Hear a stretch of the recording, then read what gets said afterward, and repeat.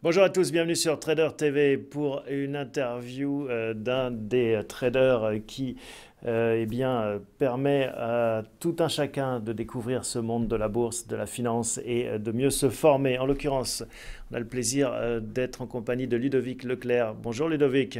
Bonjour. Vous êtes belge, vous êtes installé dans la région de Charleroi et vous avez un site qui s'appelle belgiuminvestor.be. Depuis 2010 maintenant, hein, vous avez décidé d'aider vos compatriotes et puis bien au-delà, hein, c'est la magie d'Internet, pour se former au trading. Comment c'est né? Oh ben, c'est né simplement avec la dernière crise financière où moi j'avais déjà des investissements en tant que particulier dans la bourse, hein. Et puis bon, 2008 est arrivé, m'a fait souffrir et bon, j'ai pas voulu rester idiot face à tout ça et j'ai voulu comprendre tout ce qui s'est passé. Et c'est comme ça que je me suis vraiment formé en autodidacte. Je suis notamment allé en France suivre plusieurs formations. Et voilà, parce que c'est vrai qu'en Belgique, il n'y a pas grand-chose qui existe à l'heure actuelle. Et c'est pour ça que j'essaie un petit peu d'aider, comme vous aviez dit, mes compatriotes. Mais en effet, avec la magie d'Internet, j'ai aussi beaucoup de contacts avec la France, parce que l'indice Belvin n'est pas un indice qui est vraiment très tradé. Donc, comme tout le monde, ben, Ouais. se replie plutôt sur le CAC 40 ou sur le DAX. Le marché francophone, hein, au sens large, Internet ne connaît pas de frontières. Vous dites, je me suis formé en autodidacte.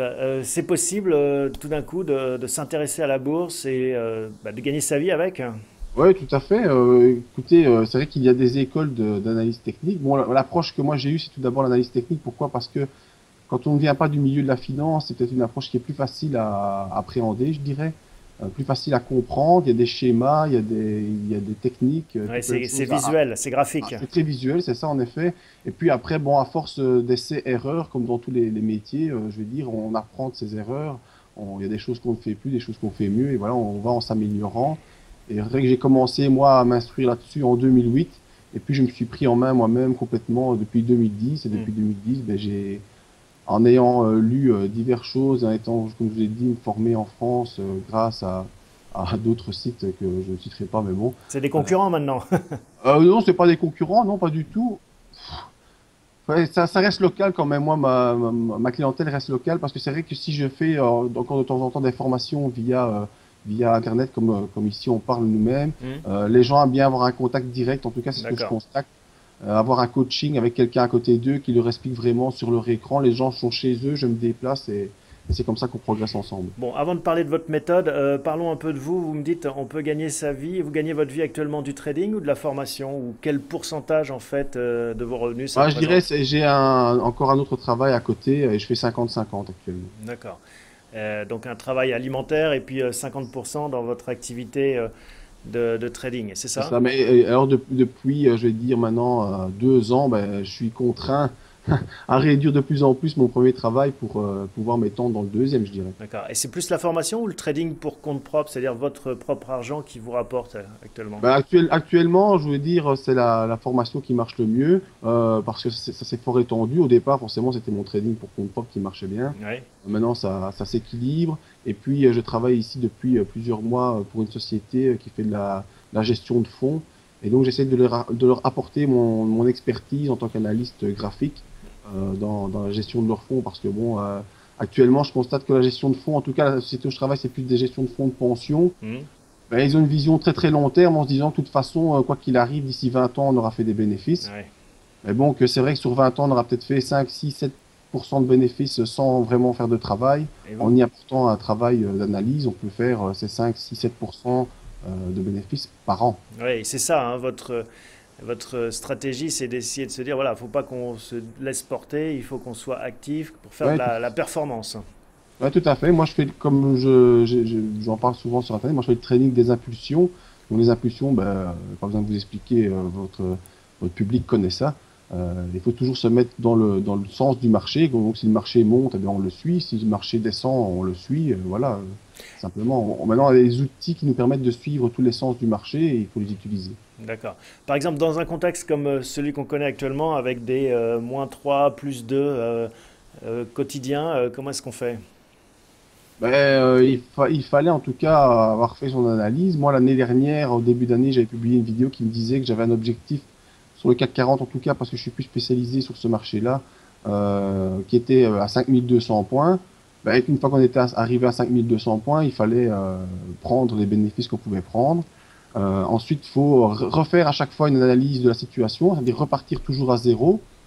Une fois que l'objectif est atteint ou bien que le stop loss est déclenché, on remet je veux dire, le métier sur le travail, hein, et on revoit ce qui se passe. Et là, bon, bah, depuis, on constate que ça ne fait que baisser.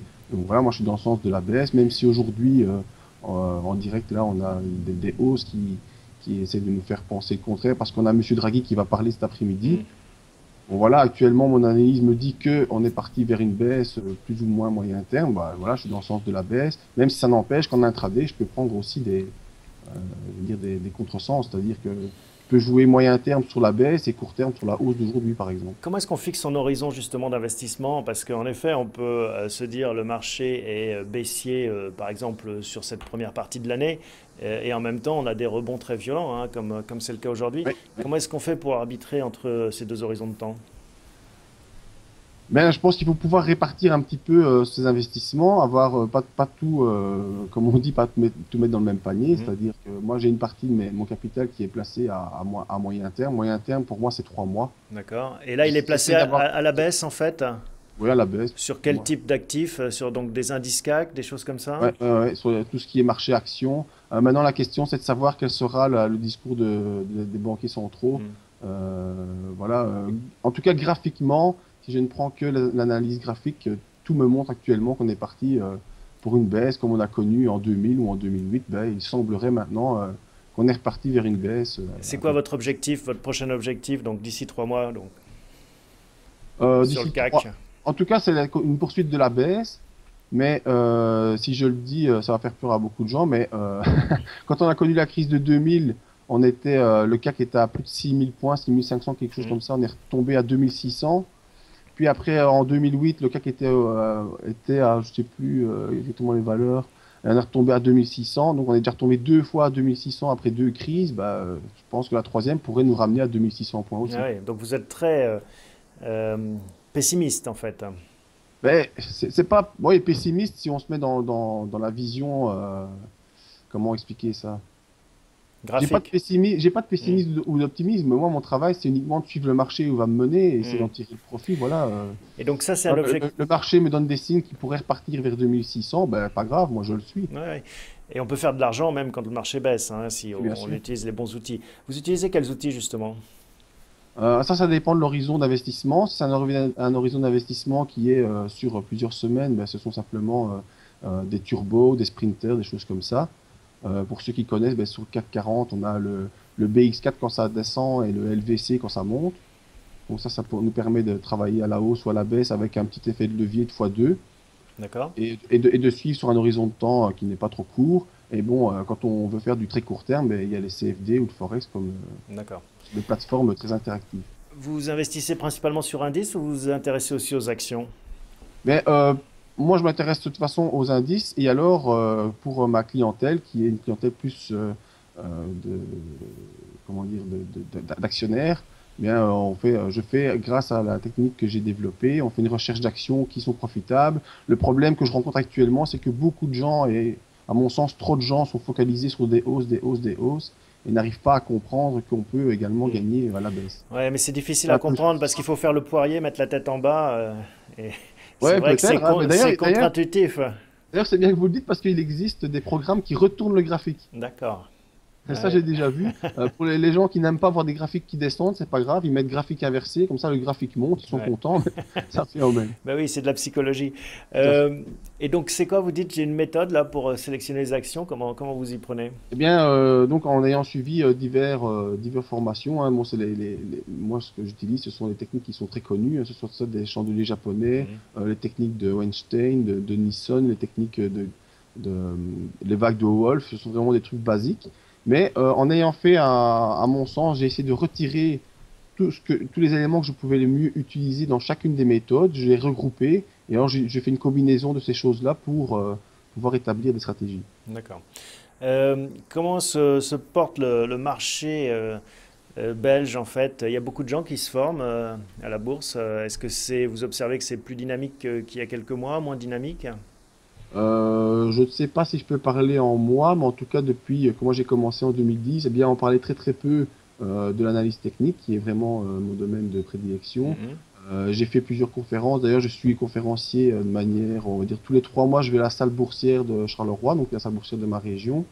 Ou si c'est plutôt un public plus âgé, qui ont été habitués à faire du buy and hold. Donc, Ouais. on achète une bonne action et puis on la garde des années, voir ce qu'elle va nous rapporter. Et bon, de plus en plus, ils commencent à comprendre que le marché s'est accéléré ces dernières années et qu'il faut être de plus en plus réactif. Mhm. Et ça, c'est encore un peu difficile, à mon sens, dans les mentalités à faire passer, en tout cas pour ce qui est des investisseurs de base, je vais dire. Vos formations, comment ça marche concrètement? Donc j'ai plusieurs possibilités. En fait, j'ai établi moi-même une série de formations qui sont des formations basiques. Ensuite, je vois par rapport à la personne. Donc, bien souvent, quand on me demande une formation par rapport à la méthode que j'ai développée, les premières choses à voir, c'est de voir quelles sont vos connaissances à vous. Parce que moi, je fais une formation complète qui dure, comme je dis, c'est une formation de base, hein. Ça Mhm. dure 4 jours. En 4 jours, j'apprends les b.a-ba de ma technique. Et ensuite, c'est à la personne à pratiquer, je dirais, pour pouvoir un peu développer, hein. C'est comme apprendre à aller en vélo, il faut Ouais. faire des kilomètres avant de bien s'en sortir. Mais la première chose, c'est d'abord de voir quelles sont les connaissances de la personne, voir si déjà au départ, il n'y a pas des connaissances qui sont erronées ou bien qui sont pas assez complètes. Essayer de faire de combler ces connaissances et ensuite de l'amener d'autres Mhm. pour pouvoir évoluer. C'est vraiment une formation qui s'adapte à la personne et qui permet de faire évoluer la personne en fonction de ce qu'il veut faire et de ce qu'il connaît déjà. Vous allez chez les gens, ils viennent chez vous, c'est par Euh, Internet? ils viennent pas chez moi, non, ça c'est quelque chose que c'est une règle que j'ai établie dès le départ. Donc deux possibilités, soit moi je vais chez la personne en particulier si c'est dans ma région, hein, forcément, Mhm. si c'est à Marseille, je vais pas me déplacer. Ou alors formation simplement via Internet, on fait ça à deux avec partage d'écran, ça se passe très bien. Voilà, comme on fait là, hein, via Skype. C'est Combien, ça. combien ça coûte, hein, ces 4 jours? La formation complète de 4 jours, c'est 500 euros. C'est pas un prix très onéreux. Euh, et en général, c'est un investissement qui est vite remboursé, on va dire. Maintenant, aussi, quand on fait cette formation, on a accès à une partie privée du site qui est la zone de coaching. Donc ça, c'est le suivi de la formation. D'abord, vous avez la formation et ensuite, Mhm. vous avez accès à une zone membre sur le site qui utilise cette formation pour retrouver des exemples réels sur le marché et on essaye de suivre des actions en fonction des critères qu'on a établis.